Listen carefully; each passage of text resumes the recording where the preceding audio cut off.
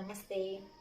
బాగా ఎసిడిక్గా అనిపించినప్పుడు, పొట్టలో బాగా మంటగా అనిపించినప్పుడు మనము ఏ ఫుడ్ తీసుకుంటే తొందరగా రిలాక్స్ అవ్వచ్చు అనేది చూపిస్తాను. కుండలో తోడేసిన పెరుగు తీసుకున్నాను.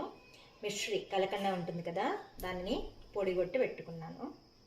ఒక 2 స్పూన్లు పెరుగు తీసుకొని కొంచెం ఒక హాఫ్ స్పూన్, ఎక్కువ కూడా అవసరం లేదు, మిశ్రీ పౌడర్ తీసుకోవాలి.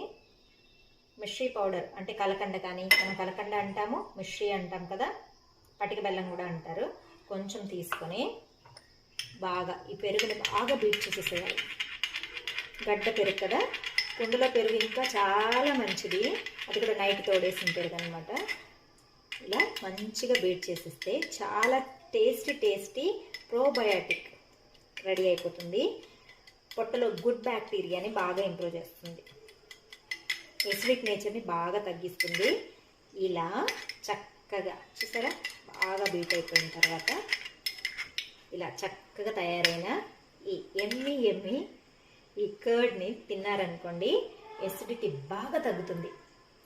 చాలా టేస్టీగా కూడా ఉంటుంది.